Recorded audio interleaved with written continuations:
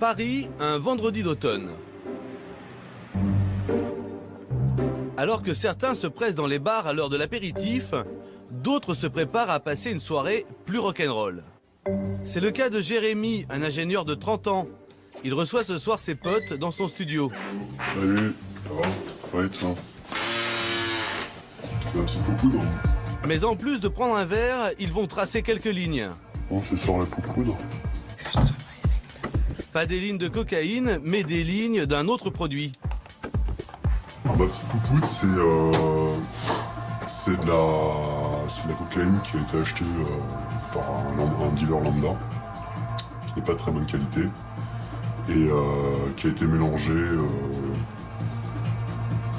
malencontreusement à de la méthylone. J'avais le récipient sous la main, il fallait que je remélange les deux, donc ça a été un petit peu mélangé. Et il se trouve que la méthylone peut se sniffer également. La méthylone, un nom de formule chimique qui désigne une de ces nouvelles drogues de synthèse au succès dévastateur. Elle peut se prendre par le nez ou s'avaler.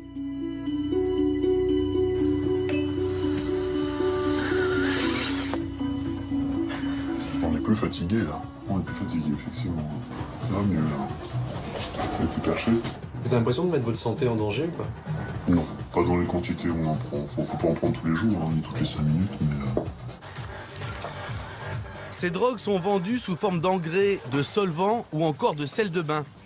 Mais ce n'est qu'une astuce marketing des trafiquants pour que ces produits échappent aux règlements sanitaires. Il y a une inscription en anglais sur le paquet aussi. Not for human consumption. Non destiné à la consommation. On est des testeurs, des essayeurs. Il faut bien essayer un peu. Il en reste un peu là. Donc il reste. Voilà. Oh, faut pas gâcher. La méthylone est une drogue de synthèse aux effets proches de l'ecstasy. Apparue en 2004, la méthylone a été interdite à peu près partout, mais se vend toujours illégalement sur Internet. Flashback, une semaine plus tôt chez Jérémy. Pour se procurer cette nouvelle drogue, il a trouvé un site sur Internet qui vend des produits industriels. Il sait que ce solvant, qui sert à nettoyer les graffitis, peut se transformer en drogue. Donc on choisit, et après, il suffit d'envoyer un mail au webmaster, où on va lui décrire un petit peu ce qu'on veut. Tant de grammes de ceci, tant de grammes de cela. Condition pour faire une bonne affaire, envoyer ses coordonnées bancaires par email. Avec de la cocaïne, on serait à 800 €, là on est à 175. C'est imbattable comme prix. Ça permet de se droguer à pas cher. Mais ça vous fait pas peur de commander tout ça? Pourquoi ça me ferait peur de commander ça? Ça ferait pas peur de commander 3-4 grammes de coke à un dealer qu'on ne connaît ni d'Adam ni d'Ève, qui va nous fourguer de la coke coupée au tal ou verre pilé ou ce genre de choses. Pour moi, c'est plus sûr de commander là-dessus. C'est beaucoup plus économique et beaucoup plus sûr. Dans quelques jours, un postier apportera en principe sa drogue à Jérémy. Mais il y a une grande chance qu'il ne reçoive jamais sa commande. À l'aéroport de Roissy, les douaniers traquent les entrées de stupéfiants par les airs. Le trafic de drogue est le 3e commerce mondial, derrière le pétrole et l'alimentation, et juste devant les armes.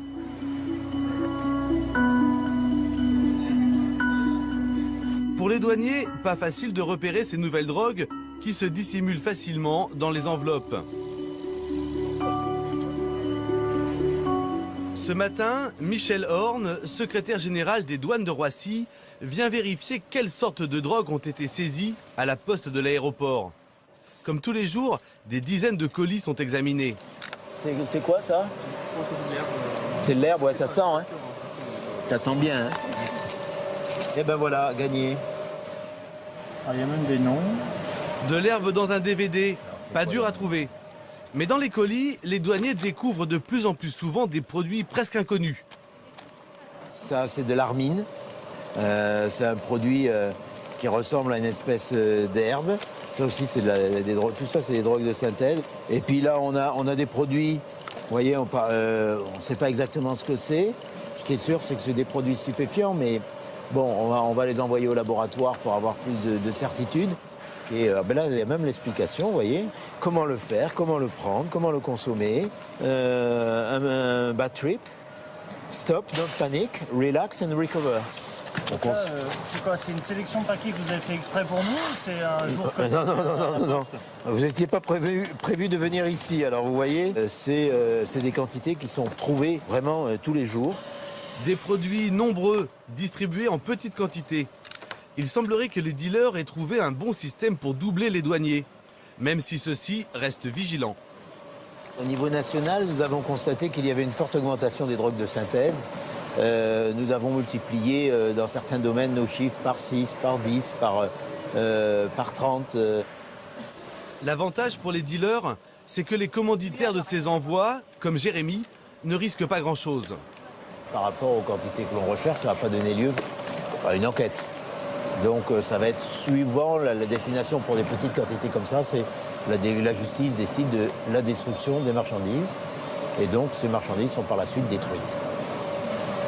Et le destinataire, il risque quoi Alors le destinataire, je vous dis, suivant les quantités, eh bien, il risque surtout de ne pas recevoir son colis. En théorie, Jérémy risque pourtant 1 an de prison et 3 750 € d'amende. Se faire piquer sa commande en douane, c'est ennuyeux, mais pas mortel. Danser pendant des heures en étant le roi de la piste, c'est vraiment cool. Mais une trop forte augmentation de la température du corps ou une tachycardie bien sévère rendent la soirée moins sympa. On prend ces produits pour faire la fête, on prend ces produits pour se mettre high. Sauf que il y a une diminution très très importante de la conscience, il y a des troubles de la coordination physique. Les dommages avec toutes ces nouvelles drogues, c'est la question de l'intoxication.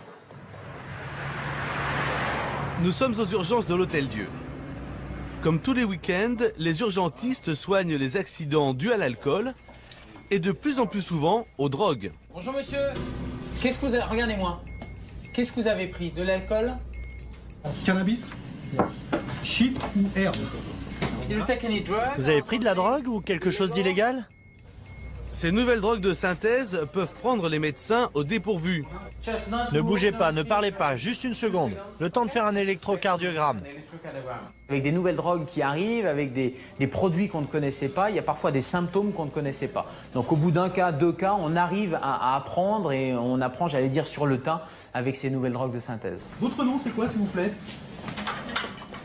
D'accord, je vous vois tout de Donc c'est suite. cette demoiselle qui a été Suspicion état de d'ébriété, suspicion de GHB. Voilà. Mais sur quoi? Sur les témoins? Sur... Non, c'est sur cette diarrhée. Selon les pompiers. Une femme de 21 ans vient d'arriver. Les pompiers l'ont récupérée à la sortie d'une fête. Qu'est-ce que vous avez pris, mademoiselle? De l'alcool? Vous avez pris de l'alcool? Et puis quoi? Vous avez pris des drogues? Oui, un petit peu. Un petit peu. Et alors pourquoi vous êtes dans cet état? Parce que J'ai quoi? GHB. GHB?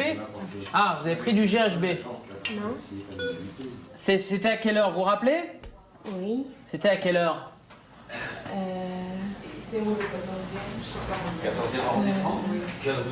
Ouais, là, l'interrogatoire est typiquement pas fiable. C'est-à-dire qu'on est sur quelqu'un qui dit oui, qui dit non, qui répond pas aux questions. Donc on va accrocher simplement des éléments d'interrogatoire. Et un des éléments d'interrogatoire fiable, c'est ce mot GHB qui vient pas de nulle, voilà, il vient pas de nulle part. Elle l'a pas inventé. Donc... Allez, aidez-moi là. Un peu. Cette jolie fille a pris volontairement du GHB, mais sans savoir la dose qu'elle peut supporter. En petite quantité, le GHB est un euphorisant. Mais à haute dose, il crée des trous de mémoire. La drogue du violeur, comme on l'appelle, était rajoutée en cachette dans des verres d'alcool dans les années 90, d'où sa très mauvaise réputation. Quels sont les risques avec du GHB? Les risques avec du GHB, les risques, c'est la perte de connaissance, le fait qu'elle ne soit pas consciente de ce qui se passe autour d'elle et qu'elle puisse... Généralement, les personnes qui prennent du GHB, c'est ce qu'on appelle la drogue du viol. Donc les risques, c'est associé à tout ça. C'est surtout le fait de perdre conscience, de ne pas avoir connaissance de son état et de faire n'importe quoi. Allez, essayez de vous réveiller un peu là. Ouais, vous êtes fatigué? Le GHB et le GBL sont de la même famille. Ce sont des molécules très proches. Le GBL est un nettoyant pour jantes aluminium. Récemment interdit en France, on a pu en acheter légalement pendant plusieurs années.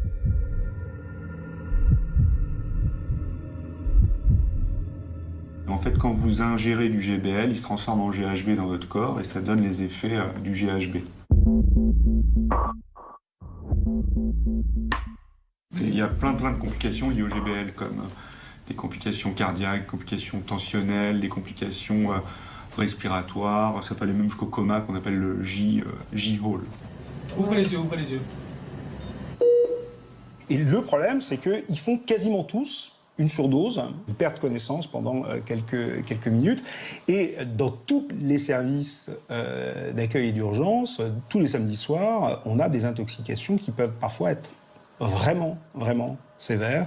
Ils peuvent conduire à des comas prolongés et des comas compliqués.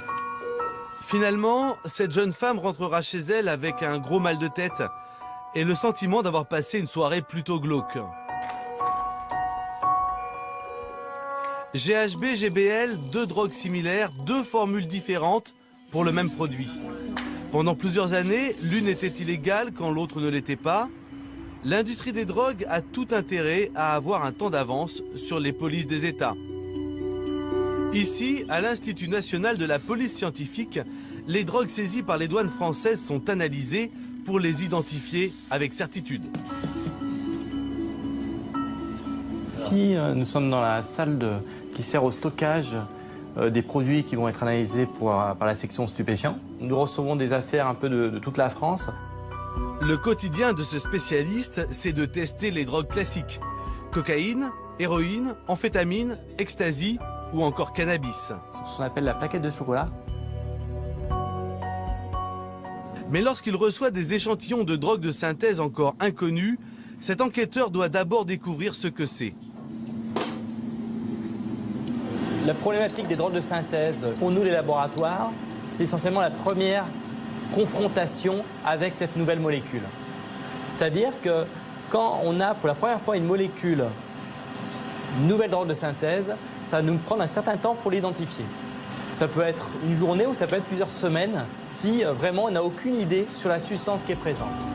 Ce temps d'identification joue en faveur des trafiquants de drogue. Tant que la substance n'est pas analysée, elle n'est pas identifiée et donc pas interdite. Parmi ces drogues qui font fureur, de très nombreux dérivés de la catinone. Nous avons aujourd'hui, depuis un an ou deux, de nouvelles drogues de synthèse qu'on appelle les catinones substituées, qui sont en fait des molécules proches de la catinone qui est présente dans le cat. Le cat, c'est un produit végétal qui est consommé essentiellement sur la péninsule arabique et sur l'Afrique de l'Est, donc le Yémen, la Somalie, le Soudan, qui sont des pays qui consomment ce produit de façon quotidienne pour certaines personnes, alors qu'en France, c'est un produit classé stupéfiant, donc qui est interdit. Donc les chimistes ont modifié cette molécule, donc qui est une molécule naturelle au départ, de manière à produire de nouvelles classes de drogues avec de nouveaux effets, comme la méphédrone. À partir de ce socle commun qu'est la catinone, les trafiquants ont donné naissance à de nombreuses petites sœurs de synthèse. Avec une composition chimique proche, mais un peu différente, ces drogues ont changé de nom, d'effet et surtout de classification légale. Les dangers pour toutes les catinones synthétiques, c'est à peu près les mêmes. C'est des troubles cardiaques, des troubles respiratoires, des troubles digestifs, des maux de tête, des comas. Ça, c'est sur le plan de la santé physique. Et sur le plan psychiatrique, il y a des risques de dépression, de tentatives de suicide et d'épisodes délirants et de bad trip. Au sein de cette famille de dérivés de la catinone, la plus tristement célèbre de toutes est la méphédrone. La méphédrone, il y a eu l'année dernière un engouement absolument majeur en France et dans le milieu parisien. On en trouve sur Internet dès 2007. À l'époque, la méphédrone est vendue comme engrais. C'est un peu le post-ecstasy. Il a aussi des effets psychostimulants qui se rapprochent de celui de la cocaïne. C'est de l'euphorie, c'est du bien-être, c'est un sentiment de toute puissance et puis un contact social facile. En gros, c'est j'aime tout le monde et tout le monde m'aime et c'est très bien et je plane. Et dans une deuxième phase, qui est une phase de descente, on trouve des situations qui sont quand même très angoissantes. Le fait d'avoir très mal à la tête et d'avoir une impression très curieuse d'avoir des décharges électriques dans le cerveau, ce qu'on appelle le brain zapping. Le cerveau tombe à un moment, il y a une espèce de coupure comme ça, une coupure de la conscience qui dure quelques minutes. Et c'est en règle générale très angoissant et ça peut durer plusieurs jours jusqu'à un véritable syndrome dépressif au bout de 3-4 jours quand on vit des choses aussi difficiles. Mais pour les clubbers anglais, qu'importent les conséquences. Le sentiment de bonheur généré par la méphédrone est tellement fort que son succès est foudroyant. En 2009, elle devient la 4e drogue consommée en Angleterre, juste derrière le cannabis, la cocaïne et l'ecstasy. Pourtant, début 2010, le gouvernement anglais l'interdit. On lui impute des cas d'overdose ayant entraîné la mort de plusieurs jeunes. L'Angleterre a pris un certain nombre de mesures interdisant cette substance. L'Europe a échangé les informations.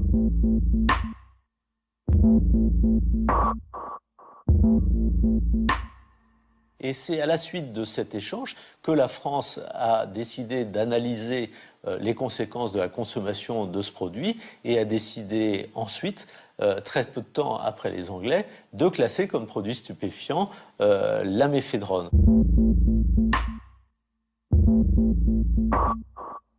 Ce qui s'est passé, c'est qu'avec l'interdiction de la méphédrone, ça a fait du bruit en Grande-Bretagne, mais la méphédrone a été interdite et hop, il y a une nouvelle drogue de synthèse qui est apparue, qui était la MDAI. Donc comme ça, il y a une espèce de marketing sauvage sur Internet par ces labos clandestins. Facile, les trafiquants n'ont qu'à changer une seule des lignes de la formule chimique pour créer une toute nouvelle drogue. Londres, la ville d'Europe où l'on consomme le plus de drogue pour faire la fête. Et même si la méphédrone a été interdite en 2010, on en trouve encore à tous les coins de rue. Dans le quartier de Camden, il suffit de rentrer dans le premier magasin venu pour trouver toutes sortes de drogues, dont de la méphédrone. Je veux des party pills pour faire la fête. Ah oui, j'en ai des très bonnes. De la pipérazine, ce sont des pilules? Ouais, c'est très très bien. C'est quoi les effets? Est-ce que je vais rire? J'ai besoin de rire. Ah ouais, c'est très fort, tu vas bien t'amuser. Ok. C'est combien? 20 livres. 20 livres? Est-ce que c'est dangereux? Non. Et vous avez de la méphédrone? Ouais, j'en ai aussi. Combien ça coûte ça? Celui-ci, c'est 30 livres et je te le fais à 20. 20 livres? Ok.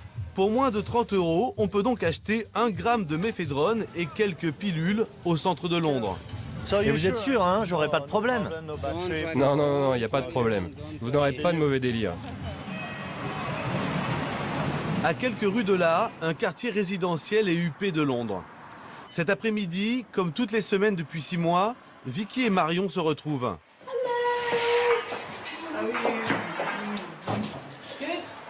Allez, rentre. Ces deux femmes ont un triste point commun, leurs filles sont mortes après avoir pris de la drogue en soirée. C'est une belle photo de Louise. On l'avait mis sur son cercueil pendant l'enterrement.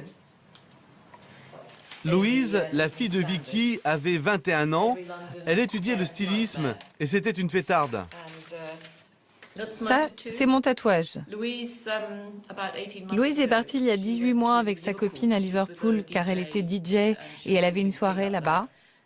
Elles ont raté leur bus, elles ont bu et fait je ne sais quoi d'autre. Elle est revenue avec un tatouage là, juste sur le bras avec écrit « Maman ». Et elle m'a dit « Voilà, c'est ton cadeau de fête des mères ». Donc après sa mort, j'ai fait le même. Elle était folle, mais dans le bon sens. Elle était juste exubérante et extravertie. Elle faisait des dessins de mode adorables. Le jour où elle est morte, elle était avec des amis et ils fêtaient son entrée à l'université.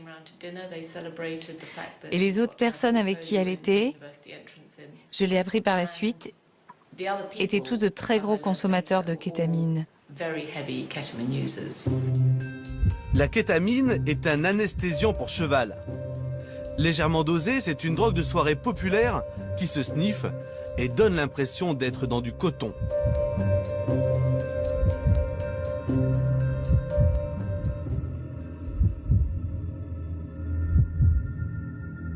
Ça peut être un effet hallucinogène, ça peut être un effet relaxant, ça peut être un effet contre l'angoisse. Et il y a aussi dans certains cas ce qu'on appelle la dépersonnalisation, la déréalisation, c'est-à-dire qu'on a l'impression que son corps sort de son corps et que le monde qui entoure est pas très réel. Et certains sont même allés jusqu'à l'expérience de mort clinique, vous savez, cette lumière au bout du tunnel. Donc on voit un peu tout dans la clinique de la kétamine. La kétamine est un anesthésiant puissant, donc vous avez une montée, c'est d'ailleurs pour cela que les gens en prennent, mais normalement vous l'éliminez en dormant. Les autres, ils sont tous allés se coucher ou dormir, ou je ne sais pas ce qu'ils ont fait. Elle était certainement à un niveau différent d'intoxication. Et comme elle ne pouvait pas dormir, elle a décidé de prendre un bain pour redescendre. Et sa copine l'a découverte 1h30 plus tard. Elle a dû perdre connaissance immédiatement et se noyer dans son bain. Quant à Esther, la fille de Marion, c'était la parfaite étudiante en médecine. Mais elle a mélangé du GBL à de l'alcool, ce qu'il ne faut jamais faire. Mon sentiment, c'est que si c'est arrivé à Esther, ça peut arriver à n'importe qui. Absolument n'importe qui. C'était la dernière personne à qui ça pouvait arriver. C'était une des meilleures élèves, c'était une pom-pom girl, une athlète. Elle n'était pas informée. Les gens croient que leurs enfants ne prennent pas de drogue parce que seules les mauvaises personnes en prennent. Mais nous savons que 83% des jeunes qui sortent en discothèque en Angleterre prennent de la drogue sous une forme ou une autre. Donc on les regarde dans les yeux et on leur dit « Écoutez, ça pourrait être votre enfant. Il faut vraiment leur dire que même si c'est pour s'amuser, ils pourraient faire partie de ces gamins qui n'ont vraiment pas de chance. » Pour surmonter leur douleur, Vicky et Marion ont décidé de se battre. Elles ont créé la fondation Angélus pour faire de la prévention auprès des familles. La meilleure manière de traiter ce problème, c'était de lancer une campagne pour que les gens en prennent conscience et les informer. Les parents n'ont aucune idée de ce que sont les drogues légales. La plupart des jeunes les découvrent quand ils sont plus vieux et comprennent ce que c'est. Mais cette brochure est là pour rappeler le cas de ces 4 enfants décédés. Le gouvernement britannique est conscient du problème. Nous avons fait du lobbying et jusqu'à très récemment, nous avons travaillé en étroite collaboration avec le ministère en charge de la prévention de la délinquance. Mais je pense que personne ne sait réellement quoi faire, parce que c'est un problème complexe. Il n'y a pas uniquement la drogue, il y a aussi des concours de beuverie. Et si derrière le problème de ces nouvelles drogues de synthèse se cachait en fait une question plus vaste et plus profonde sur les nouveaux modes de vie de la jeunesse, un peu partout dans le monde. Qu'est-ce qui intéresse les adolescents quand ils boivent? C'est plus l'euphorie, c'est le binge drinking, c'est l'ivresse instantanée, c'est l'ivresse forte.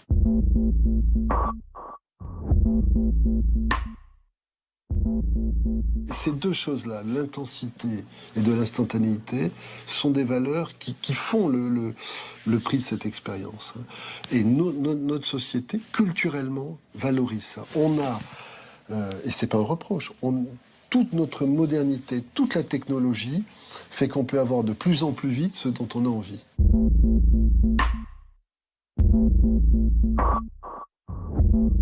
C'est ce qui explique d'ailleurs qu'aujourd'hui, les conduites addictives ne se résument pas à des jeunes qui y rentrent par la psychopathologie, mais concernent maintenant des personnes qui y rentrent par une attractivité culturelle, parce qu'ils cherchent ce sentiment hédoniste, ils cherchent ce sentiment de plénitude, parce qu'il est devenu une espèce de culture de base. Et parmi les lieux où cette culture de base s'exprime, les technivals. Lors de ces immenses rassemblements festifs, les DJ déversent une techno hardcore depuis des murs de son durant plusieurs jours. Un véritable marathon de la trance.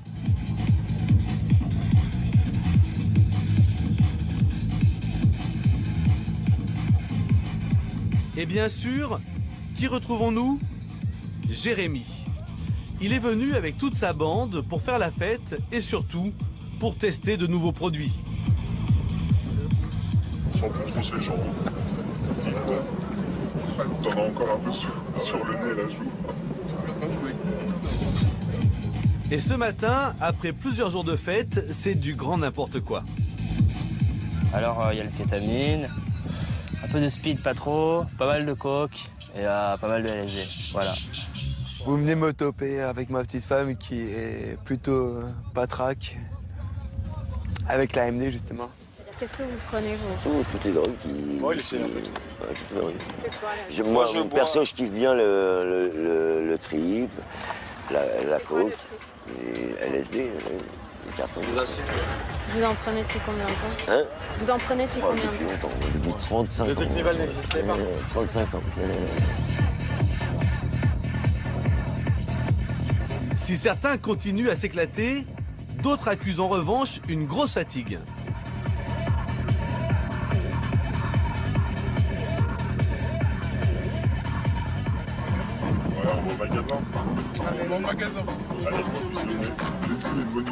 Pour Jérémy et ses amis, le magasin, c'est le dealer.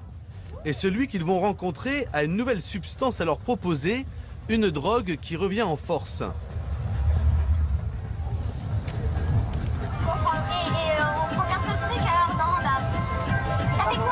CB? Ouais. Ah, c'est de la mescaline synthétique. Voilà. C'est quoi? Vous avez goûté de la mescaline? Non. Non? La mescaline, c'est violent. La mescaline est une drogue hallucinogène mythique, tirée du peyote, un cactus d'Amérique du Sud. Le dérivé synthétique de la mescaline, la 2CB, est une drogue qui remonte aux années 70. La 2CB fait actuellement un retour remarqué. Malgré l'attrait de la nouveauté, Jérémy et sa bande restent méfiants face à ce produit réputé puissant.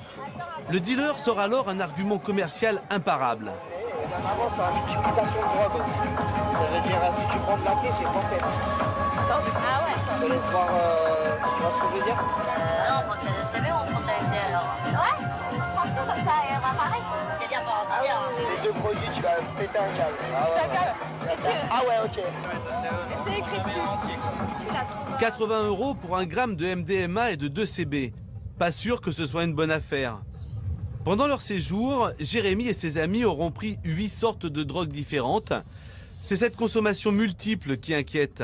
On a affaire à un usager du monde hyper moderne qui prend différentes substances à différents moments en fonction de différentes humeurs ou contextes de vie. Ce sont des dépendants à la cocaïne, des abuseurs de GBL, et ils vont expérimenter la méphédrone en fumant du tabac et des joints. Donc on est dans des combinaisons de polyconsommation et pour certains même de polydépendance.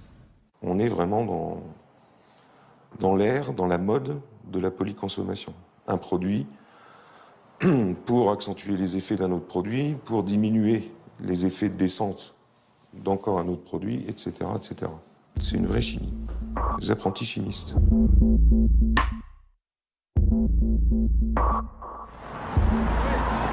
À Paris, l'association Charonne est une des structures d'écoute des toxicomanes les plus anciennes de France. Ce matin, Christian Bullard a rendez-vous avec Charlotte, une polytox. Bon, on va commencer par les consos. Vous en êtes où actuellement? Actuellement, on va dire que mes consommations se limitent au LSD, à la kétamine, le speed, j'en prends plus trop. La coke, c'est cher, mais bon, si on peut en avoir, c'est cool. Mais c'est vrai que moi, mes deux petits points faibles, c'est le LSD et la kétamine. Et vous les mélangez?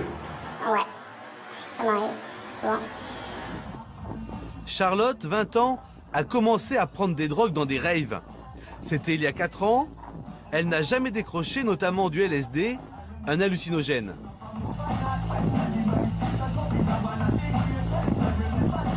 Quand je vais en free, je me retrouve devant 10 kilos de son avec une musique que j'adore, sous LSD.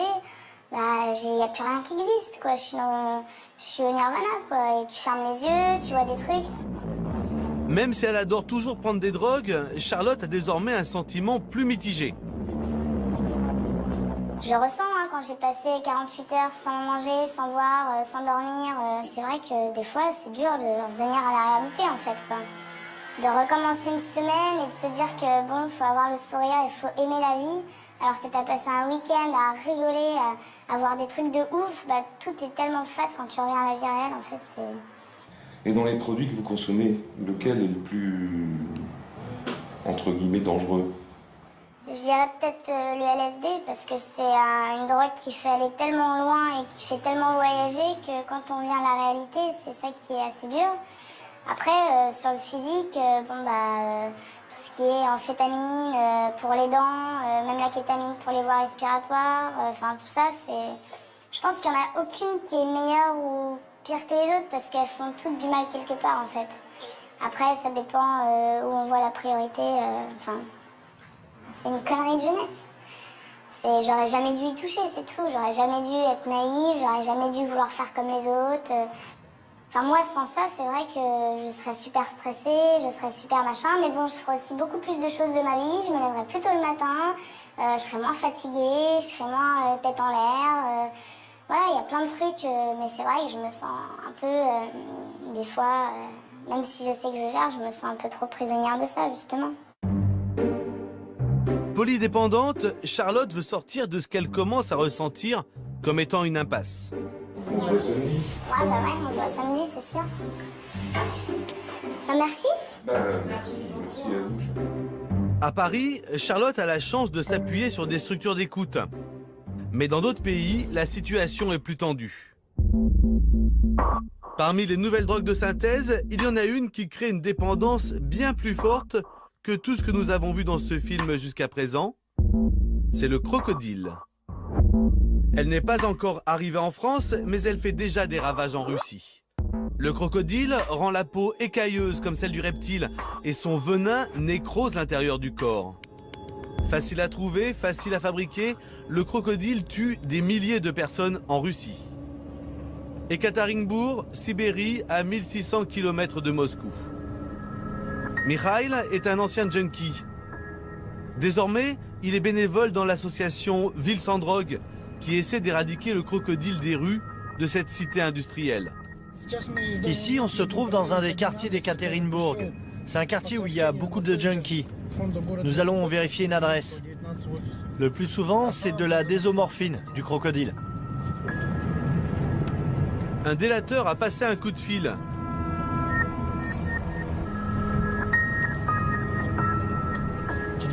Je pense que c'est par là, mais nous sommes au 37 et on cherche le 41.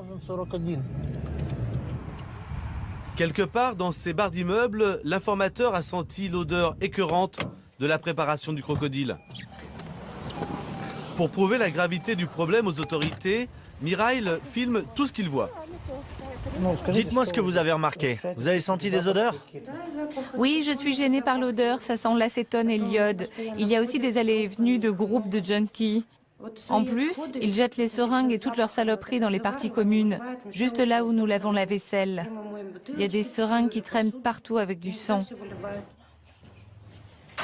Appelé par Mikhail, la police arrive 15 minutes plus tard. C'est cette porte-là? Pour pouvoir entrer, une complice va tendre un piège grossier. Bonjour, c'est le service municipal. J'ai besoin d'une signature pour une quittance. Qui est là? Ouvrez, s'il vous plaît.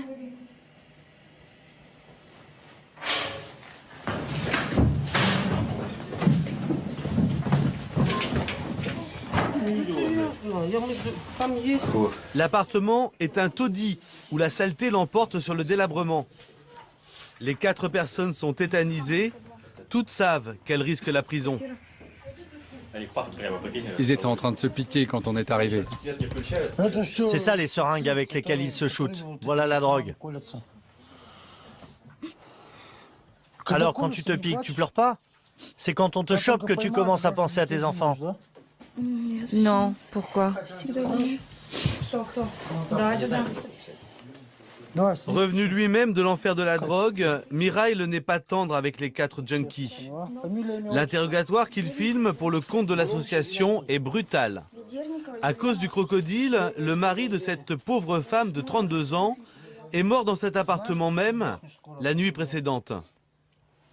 Tu sais que tu vas en crever du crocodile, tout comme ton compagnon. Tu le sais, non? Tu le sais ou tu le sais pas qu'on crève du crocodile en moins de 2 ans? Tu le sais? Alors pourquoi tu te piques? Regarde à quoi tu ressembles. Je suis sûr que tu fais, quoi, pas plus de 20 kilos? Où est-ce que tu te piques? Dans le cou. Fais voir.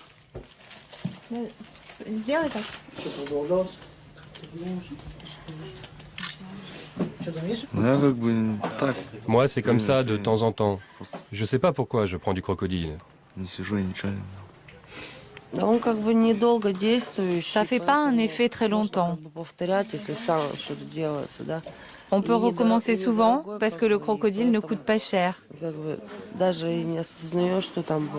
On n'a même pas le temps de penser aux saloperies qu'il y a dedans. Tout le monde meurt. Personne ne reste en vie. Mais quel est ce venin mortel?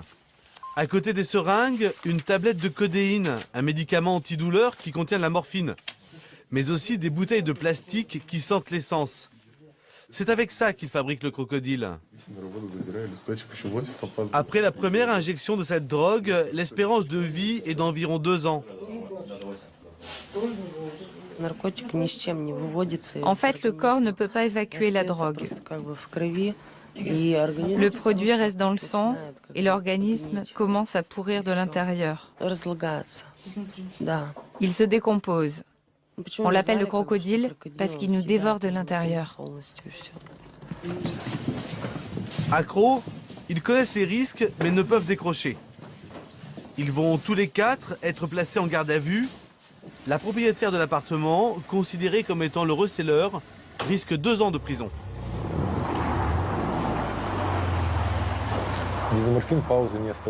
La désomorphine ne laisse pas de répit.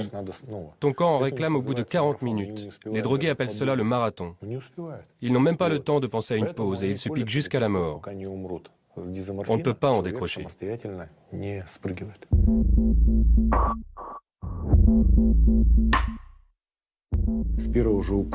Avec la première injection, le système immunitaire est bousillé et on peut mourir de n'importe quoi. Ils ne meurent pas d'une overdose, ils meurent de pneumonie, septicémie, hépatite, VIH, tous ces trucs-là. Ce problème fait vraiment peur.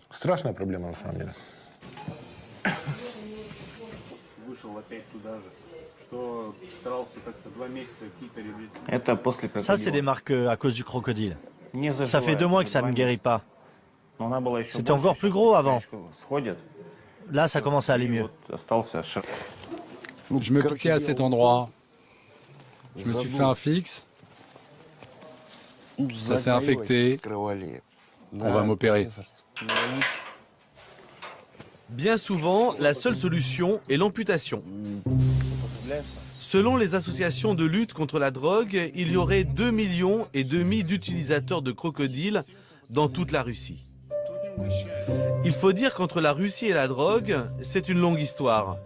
La Russie est le premier consommateur mondial d'héroïne qui provient d'Afghanistan. Mais depuis que le prix de l'héroïne a flambé, les accros ont trouvé cette nouvelle drogue. Le pire, c'est que le crocodile n'est rien d'autre que la transformation artisanale de médicaments en vente libre dans les pharmacies. Tiens, regarde, une bande de junkies qui vient d'acheter des médicaments. On voit bien que ce sont des junkies.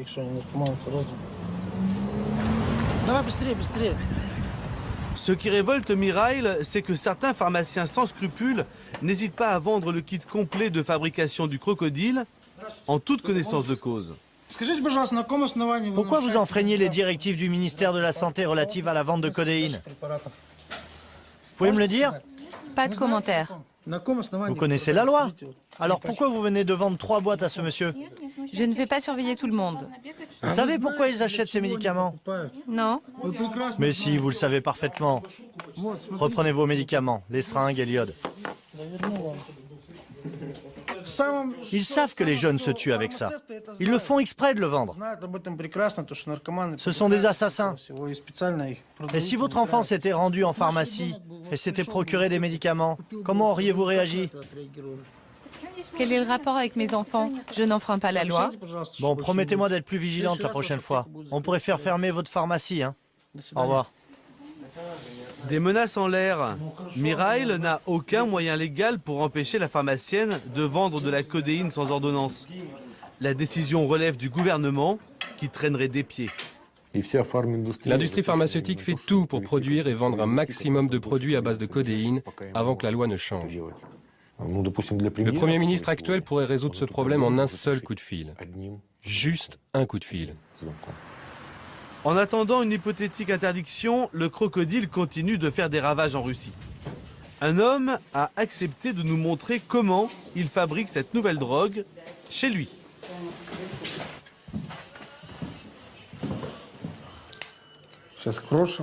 On va commencer par effriter ça, puis il nous faut séparer tous les composants du médicament, la codéine et le paracétamol.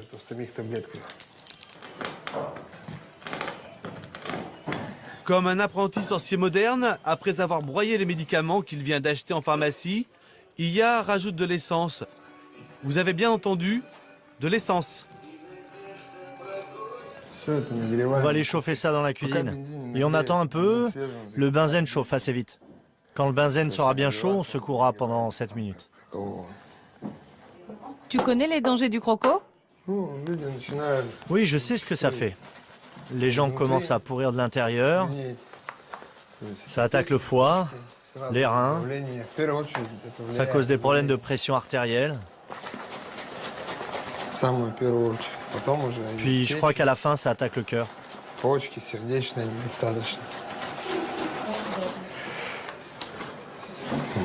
C'est prêt. Je prends ça parce qu'il n'y a rien d'autre. Regarde sur cette photo comment j'étais. Le crocodile, ça tronche petit à petit. La photo à droite, c'était il y a un an et demi. Tiens, regarde, ça s'est séparé. La partie blanche, sous l'essence, c'est le résidu de codéine.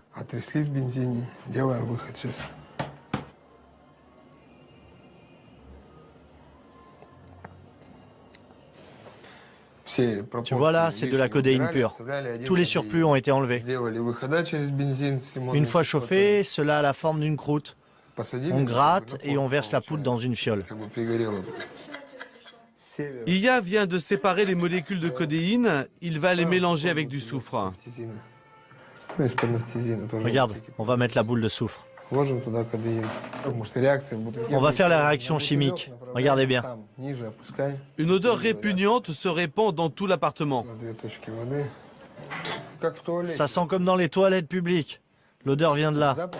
Exactement comme aux chiottes.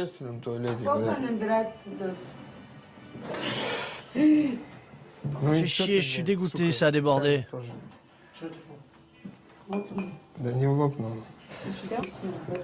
La recette du crocodile est bien entendu plus compliquée à préparer que ce que vous avez vu. Dans ces conditions d'amateurisme total et sans aucun contrôle sur les dosages, les risques d'overdose sont énormes. En Russie, comme partout dans le monde, il est désormais à la portée de chacun de fabriquer de nouvelles drogues de synthèse. Quand ce ne sont pas les trafiquants qui contournent la loi, ce sont les drogués qui trouvent par eux-mêmes les moyens de se détruire.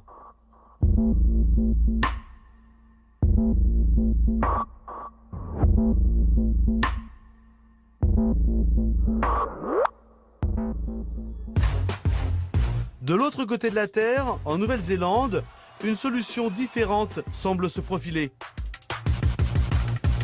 Là-bas, un adulte sur deux avoue consommer de la drogue. Mais attention, pas de crocodile, ni de méphédrone, encore moins de GBL ou de cocaïne. Mais ce qu'ils appellent des legal highs, c'est-à-dire des pilules complètement légales. Et ces pilules sont en vente dans des magasins ouverts à tous.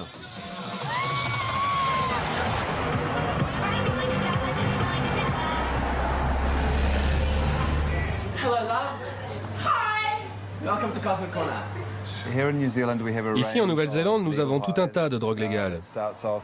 Par exemple, des énergisants. Les gens en prennent pour différentes raisons, mais surtout pour avoir la pêche. Voici 2 sortes de pilules que l'on produit nous-mêmes. C'est comme du MDMA ou de l'ecstasy léger, mais ça ne contient que des ingrédients légaux. L'avantage, c'est que tu peux lire exactement ce qu'il y a dedans, alors que pour les autres drogues, tu n'as aucune idée de la composition. Des drogues dont on connaît la composition, un argument qui porte notamment auprès des consommateurs français, comme ce touriste de passage en Nouvelle-Zélande. Si tu bois, prends du Nirvana.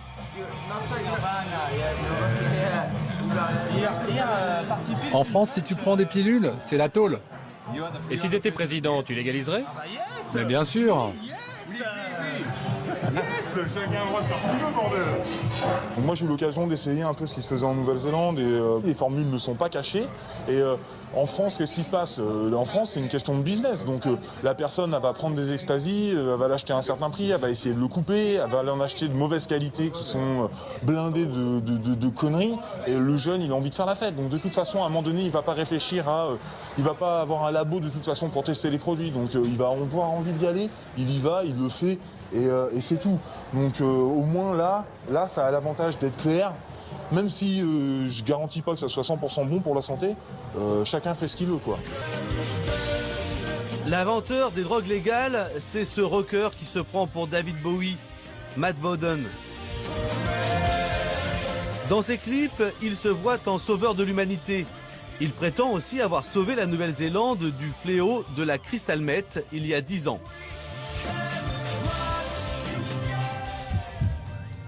La crystal meth, une amphétamine qui remonte aux années 60, qui a disparu et qui a réapparu. Ses effets sont dévastateurs, comme vous pouvez le voir sur ces images avant, après.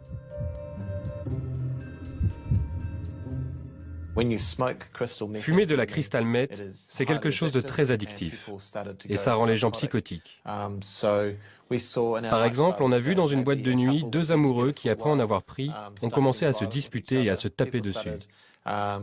De plus en plus de gens sont devenus accros à cette drogue. Ils perdaient leurs emplois et comme le prix de la crystal meth augmentait sans cesse, ils perdaient aussi leur maison et tout ce qu'ils possédaient.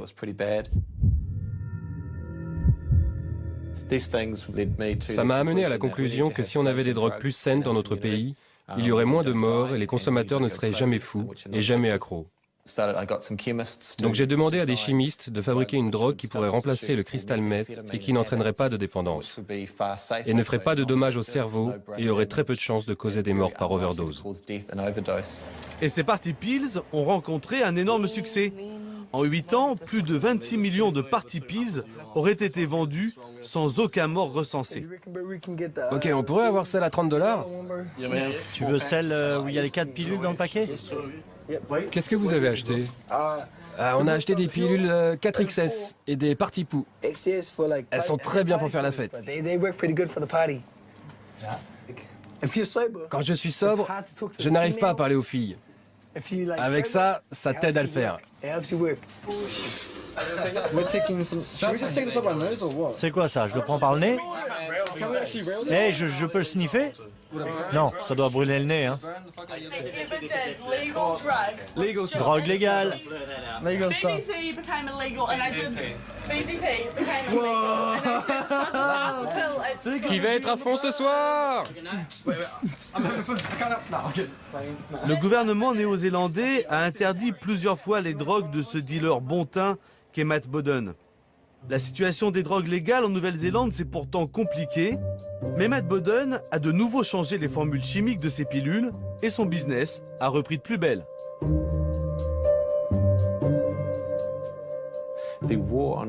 La guerre contre la drogue ne peut pas durer.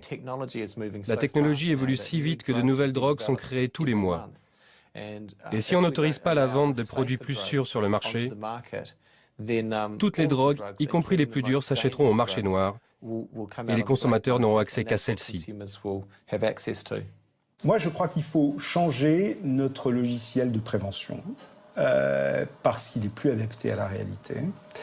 parce qu'on voit bien avec ces nouvelles drogues comment il y a une accessibilité majeure des produits qui passent complètement sous le contrôle de qui que ce soit. La difficulté qu'on a en France, c'est de sortir d'une vision un peu idéologique et d'accepter de regarder la totalité du champ des problèmes posés par les addictions. Moi je vais avoir un discours qui, pour un médecin, tant pis, va être très économique. C'est hallucinant de voir l'argent qu'on perd à ne pas faire un contrôle d'État de la vente du cannabis, de la cocaïne et de l'héroïne. L'État récupérerait un argent important, qu'il faudrait d'ailleurs, bien évidemment, investir immédiatement dans les stratégies de prévention, les stratégies de réduction de risque et les stratégies de traitement des sujets qui en deviennent dépendants. Même si pour certains, la fête est plus drôle avec des drogues, leurs effets néfastes ne se limitent pas aux problèmes physiques, aux bad trips ou aux redescentes douloureuses. La drogue altère notre jugement et ce n'est souvent qu'une rustine qui évite de se confronter aux vrais problèmes. Face à cette industrie puissante, imaginative et en plein essor, les politiques publiques devraient faire le constat de leur échec. Ces nouvelles drogues, avec leur nouveau mode de production et de distribution, sont en train de changer durablement la donne. Un peu partout dans le monde, des voix demandent l'ouverture d'un débat et une nouvelle approche sur la question de la drogue. Et aucune société moderne ne devrait en faire l'économie.